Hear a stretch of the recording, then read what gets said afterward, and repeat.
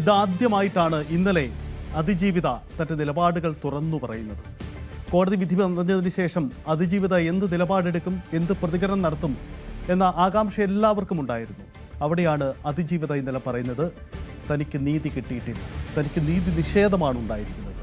ഗൂഢാലോചന നടത്തിയവർ ഇപ്പോഴും പകൽ വെളിച്ചത്തിൽ പുറത്തുണ്ട് എന്ന കാര്യം അവർ പറയുകയാണ്. പൂർണ്ണ നീതി തനിക്ക് കിട്ടിയില്ല എന്ന് അവർ പറയുമ്പോൾ പിഴച്ചത് ആർക്ക് എന്ന ചോദ്യം കൂടി നമുക്ക് മുന്നിൽ ഉണ്ടാവുകയാണ്. ഈ കോടതിയിൽ നിന്ന് തനിക്ക് നീതി ഉണ്ടാവില്ല എന്ന് അതിജീവിതയ്ക്ക് ബോധ്യമുണ്ടായിരുന്നു എന്നാണ് അവർ പറഞ്ഞു വെക്കുന്നത്. എന്താണ് അതിജീവിത ഇന്നലെ പറഞ്ഞത് എന്ന് നമുക്ക് വിശദമായി തന്നെ നോക്കാം. അതിജീവിത ഇന്നലെ കോടതി പറഞ്ഞത് ഇങ്ങനെയാണ്. ഈ അതിജീവിത ഇന്നലെ പൊതുവിൽ സമൂഹ മാധ്യമങ്ങളിൽ പങ്കുവച്ചത് ഇങ്ങനെയാണ്. കോടതിയോടുള്ള തൻ്റെ വിശ്വാസം നേരത്തെ തന്നെ നഷ്ടപ്പെട്ടു. ജഡ്ജിനെ മാറ്റണമെന്ന് പലതവണ ആവശ്യപ്പെട്ടിട്ടും അംഗീകരിക്കപ്പെട്ടില്ല. നിയമത്തിൻ്റെ മുന്നിൽ എല്ലാവരും തുല്യരല്ലെന്ന് തിരിച്ചറിയുന്നു.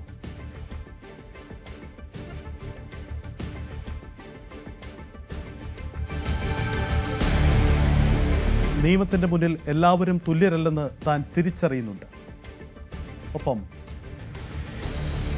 ഉയർന്ന നീതിബോധമുള്ള ന്യായാധിപന്മാരുണ്ടെന്ന് താൻ ഇപ്പോഴും വിശ്വസിക്കുന്നുണ്ട്. നുണക്കഥ പ്രചരിപ്പിക്കുന്നവർ അതിപ്പോഴും തുടരൂ, അതിനാണ് നിങ്ങൾ പണം വാങ്ങിയത്. എൻ്റെ അടിസ്ഥാന അവകാശങ്ങളൊന്നും സംരക്ഷിക്കപ്പെട്ടിട്ടില്ല. മെമ്മറി കാർഡ് കോടതിയിലിരിക്കെ തുറന്നു പരിശോധിക്കപ്പെട്ടുവെന്ന പരാതി കേട്ടതുപോലുമില്ല. കോടതിയിൽ നിന്ന് നീതി പ്രതീക്ഷിക്കേണ്ടതില്ലെന്ന് പ്രോസിക്യൂട്ടർമാർ നേരത്തെ തന്നെ പറഞ്ഞു. കോടതി പ്രോസിക്യൂഷനോട് ശത്രുതാപരമായി പെരുമാറി. ഇങ്ങനെയാണ് അതിജീവിത തൻ്റെ നിലപാടുകൾ വ്യക്തമാക്കുന്നത്. അതായത് പൂർണ്ണമായും കോടതിയിലുള്ള വിശ്വാസം നഷ്ടപ്പെട്ടു എന്ന ബോധ്യത്തിലാണ് അതിജീവിത സംസാരിച്ചത്. പക്ഷേ ചില ന്യായാധിപന്മാരിൽ, നിയമ സംവിധാനങ്ങളിൽ അവശേഷിക്കുന്ന ചില വിശ്വാസം ഇപ്പോഴും തനിക്കുണ്ട് എന്ന വാദം കൂടി അവർ ഉയർത്തുകയാണ്. അതായത് അതിജീവിത തനിക്ക് മുന്നിൽ തനിക്ക് നീതി കിട്ടിയില്ല എന്ന് പറയുമ്പോൾ നമ്മുടെ പൊതുസമൂഹത്തിന് മുന്നിൽ ചോദ്യചിഹ്നത്തിലാവുന്നത് പിഴച്ചത് ആർക്ക് എന്ന ചോദ്യമാണ്. പ്രോസിക്യൂഷനാണോ പിഴച്ചത്, അതോ നമ്മുടെ നിയമ സംവിധാനങ്ങൾക്കാണോ, ന്യായാധിപർക്കാണോ എന്ന ചോദ്യം കൂടിയാണ്. അവിടെ പ്രസക്തമായ ചില കാര്യങ്ങൾ കൂടി നമുക്ക് കണ്ടെത്തേണ്ടതുണ്ട്. നമുക്ക് വിശദമായി അതിൻ്റെ പരിശോധനയിലേക്ക് പോകാം. ഇതിനിടയിൽ മറ്റ് ചില ഒരു പ്രസ്താവന കൂടി ഇന്നലെ പുറത്തു വന്നിരുന്നു. നമുക്കതുകൂടി പരിശോധിക്കാം. അത് മറ്റാരുമല്ല, മഞ്ജു വാര്യരുടേതാണ്. മഞ്ജു വാര്യർ ഗൂഢാലോചന ആരോപിക്കുന്നിടത്താണ് ഈ കേസിൻ്റെ തലം തന്നെ മാറിപ്പോകുന്നത്. നടി ആക്രമിക്കപ്പെട്ട സംഭവത്തിന് ശേഷം മഞ്ജു വാര്യർ അന്ന് നടത്തിയ പ്രസ്താവന, പിന്നീട് സർക്കാരിൻ്റെ നീക്കങ്ങൾ, ഒടുവിൽ ദിലീപിൻ്റെ അറസ്റ്റ് അടക്കമുള്ള നീക്കങ്ങൾ സംഭവിക്കുന്നു. അങ്ങനെ മഞ്ജു വാര്യരും അതിജീവിതയ്ക്ക് നീതി കിട്ടിയില്ല എന്ന നിലപാടെടുക്കുകയാണ്. കോടതിയോട് ബഹുമാനമുണ്ട്, പക്ഷേ നീതി കിട്ടിയിട്ടില്ല.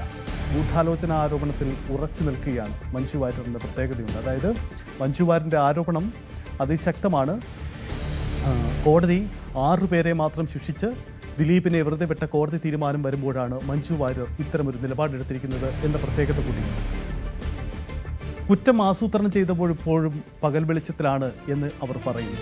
അതായത് അവർ സൂചന വയ്ക്കുന്നത് ആരെ എന്ന കാര്യം നമുക്ക് വ്യക്തമാണ്. കുറ്റം ആസൂത്രണം ചെയ്തവർ ഇപ്പോഴും പകൽ വെളിച്ചത്തിലുണ്ട്. അതുകൊണ്ട് അതിജീവിതയ്ക്ക് നീതി കിട്ടിയിട്ടില്ല. പോലീസിലും നിയമ സംവിധാനങ്ങളും വിശ്വാസമുണ്ടാവാൻ നീതി നടപ്പാക്കണം എന്ന കാര്യം മഞ്ജു വാര്യർ പറയുന്നു. പോലീസിനും നിയമ സംവിധാനങ്ങളിൽ വിശ്വാസമുണ്ടാവണമെങ്കിൽ നീതി നടപ്പാക്കണം. ഗൂഢാലോചനക്കാർ പുറത്തുണ്ട് എന്നത് ഭയപ്പെടുത്തുന്ന യാഥാർത്ഥ്യമാണ് എന്ന കാര്യം കൂടി മഞ്ജു വാര്യർ പറഞ്ഞു വയ്ക്കുന്നുണ്ട്. അതിജീവിതയ്ക്ക് തലയുയർത്തിപ്പിടിച്ച് ധൈര്യപൂർവ്വം നടക്കുന്ന സാഹചര്യം നമ്മുടെ സമൂഹത്തിൽ ഉണ്ടാവേണ്ടതുണ്ട്.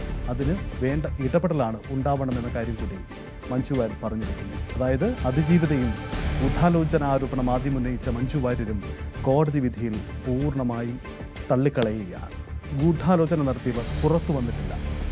അവിടെയാണ് ചോദ്യം, ആരാണ് അങ്ങനെയെങ്കിൽ ഗൂഢാലോചനക്കാർ? കോടതിക്ക് ഈ ഗൂഢാലോചന കണ്ടെത്താനേ കഴിഞ്ഞിട്ടില്ല. 1700-ലധികം പേജുകൾ വരുന്ന ആ വിധിന്യായത്തിൽ കോടതി പ്രോസിക്യൂഷൻ്റെ വാദങ്ങളെ പൂർണ്ണമായി നിരാകരിക്കുകയാണ്. അവിടെ ചില ചോദ്യങ്ങളും കോടതി മുന്നോട്ട് വയ്ക്കുന്നുണ്ട്. അവിടെയാണ് ചോദ്യം ഉയരുന്നത്, ആർക്കാണ് പിഴച്ചത്? പ്രോസിക്യൂഷനോ അതല്ലെങ്കിൽ കോടതിക്കോ? പക്ഷേ അപ്പോഴും നീതി കിട്ടാതെ നിൽക്കുന്ന ഒരു അതിജീവിത, ഒരു സമൂഹം പുറത്തുണ്ട്.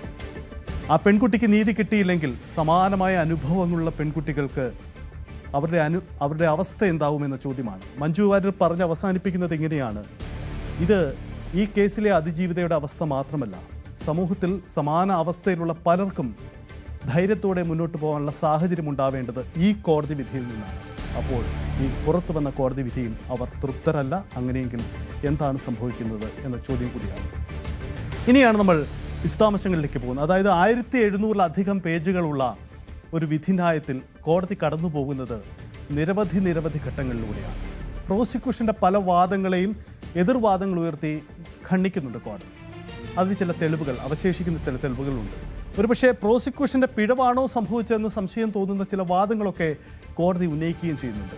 ചില പ്രധാനപ്പെട്ട തെളിവുകളും ചില സൂചനകളും പ്രോസിക്യൂഷൻ വിട്ടുകളഞ്ഞില്ലേ എന്ന സംശയം കൂടി ഇക്കാര്യത്തിൽ കോടതി ഉന്നയിക്കുന്നുണ്ട് എന്നതാണ് പ്രധാനപ്പെട്ട കാര്യം. അതിൽ പ്രധാനപ്പെട്ട ഒരു അധ്യായമാണ് ശ്രീലക്ഷ്മി എന്നത്. ആരാണ് ശ്രീലക്ഷ്മി എന്ന ചോദ്യമാണ്. പൾസർ സുനിയുടെ ഫോണിലേക്ക് വിളിച്ച ശ്രീലക്ഷ്മി ആരെന്ന് കോടതി പലവട്ടം ചോദിക്കുന്നു. എന്തുകൊണ്ട് ശ്രീലക്ഷ്മിയെക്കുറിച്ച് അന്വേഷിച്ചില്ല? നടിയെ ആക്രമിച്ച ദൃശ്യം പകർത്തുന്നതിന് 30 മിനിറ്റ് മുമ്പ് വരെ പൾസർ സുനിക്ക് മെസ്സേജ് അയച്ചിട്ടുണ്ട്.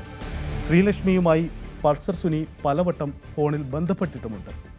ശ്രീലക്ഷ്മിയുടെ മൊഴി എടുക്കാത്തതെന്ത് എന്ന ചോദ്യം അന്വേഷണ സംഘത്തോട് കോടതി ചോദിച്ചിരുന്നു. അതിന് അന്വേഷണ സംഘത്തിൻ്റെ മറുപടി ശ്രീലക്ഷ്മിയുടെ സ്വകാര്യത മാനിച്ചാണ് അവരുടെ മൊഴി എടുക്കാത്തത് എന്നതാണ് പ്രോസിക്യൂഷൻ വ്യക്തമാക്കിയത്. അപ്പോൾ ചില പ്രധാനപ്പെട്ട കാര്യങ്ങൾ പ്രോസിക്യൂഷനും വിട്ടുപോയിട്ടുണ്ട്. കോടതിയുടെ ചോദ്യം അതാണ്. ഇതാദ്യമായിട്ടാണ് ശ്രീലക്ഷ്മി എന്ന പേര് തന്നെ ഈ കേസുമായി ബന്ധപ്പെട്ട് പറഞ്ഞു കേൾക്കുന്നത്. നമുക്കറിയാം, ഗൂഢാലോചന നടത്തിയ അല്ലെങ്കിൽ ഈ സംഭവത്തിലെ മുഖ്യപ്രതിയുടെ വരവും പോക്കും ഇടപാടുകളും എല്ലാം പരിശോധിക്കപ്പെടേണ്ടതാണ്.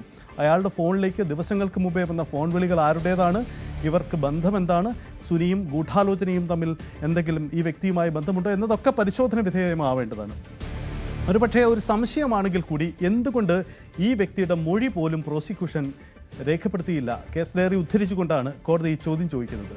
അപ്പോൾ ശ്രീലക്ഷ്മിയെ എന്തുകൊണ്ട് പ്രോസിക്യൂഷൻ വിട്ടുകളഞ്ഞു എന്ന ചോദ്യം വലിയ പ്രസക്തമാവുകയാണ്. അതിന് പ്രോസിക്യൂഷൻ എന്ത് ന്യായമുണ്ട് എന്നതുകൂടി വ്യക്തമാവേണ്ടതുണ്ട്. അവരുടെ സ്വകാര്യത മാനിച്ചു എന്ന മറുപടിയിൽ തൃപ്തരാവേണ്ടതാണോ?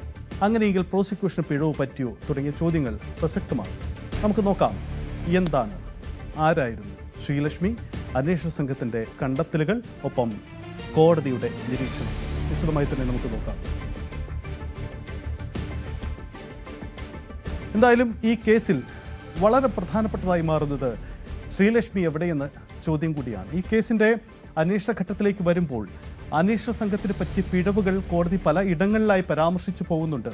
ഒരുപക്ഷേ ഈ കോടതി വിധിയിൽ വിശ്വാസമില്ലാത്തവർ ഉന്നയിക്കുന്ന വാദമനുസരിച്ച് ഇത് കോടതി ബോധപൂർവമായി പരാമർശിച്ചതാണോ, അല്ലെങ്കിൽ എതിർകക്ഷി പ്രതിയുടെ അഭിഭാഷകർ കൊണ്ടുവരുന്ന ചില തെളിവുകളെ ഉദ്ധരിച്ചുകൊണ്ടാണോ കോടതി അത്തരം പരാമർശങ്ങളിലേക്ക് പോയത് എന്ന ചോദ്യമാണ്.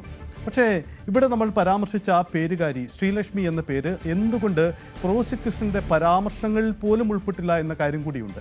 കാരണം ഫോൺ രേഖകൾ, ഈ ഫോണിൻ രേഖകൾ പരിശോധിക്കുക, ഫോറൻസിക് ലാബിൽ നിന്നും കൃത്യമായി ഈ ഓരോ കോളുകളും വന്നു പോകുന്നതിൻ്റെ തെളിവുകൾ ലഭിച്ചിട്ടുണ്ട്. അവിടെയാണ് ശ്രീലക്ഷ്മി അയച്ച മെസ്സേജുകളടക്കം കോടതിക്ക് മുന്നിലേക്ക് എത്തിയത്. പക്ഷേ എന്തുകൊണ്ട് അവരുടെ മൊഴി പോലും എടുത്തില്ല എന്ന ചോദ്യമാണ് അന്വേഷണ സംഘത്തിലേക്കുണ്ടായത്. എന്താണ് ഈ സാഹചര്യം? നമുക്ക് വിശദമായി പരിശോധിക്കാം. നമുക്ക് കൊച്ചിയിലേക്ക് പോകുമ്പോൾ ആജ്ഞ രവീന്ദ്രൻ ചേരുന്നുണ്ട്. ആജ്ഞ, ഗുഡ് മോർണിംഗ്.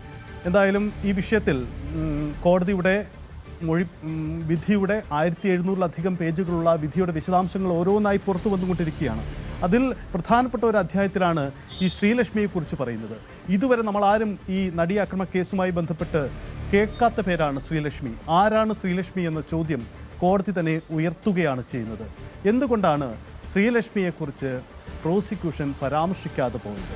എന്തുകൊണ്ട് പ്രോസിക്യൂഷൻ ഇത് വിട്ടു പറഞ്ഞു? കൃത്യമായൊരു മറുപടി കൊടുക്കാൻ പ്രോസിക്യൂഷൻ ഇക്കാര്യത്തിൽ കഴിഞ്ഞിരുന്നോ? ആജ്ഞ.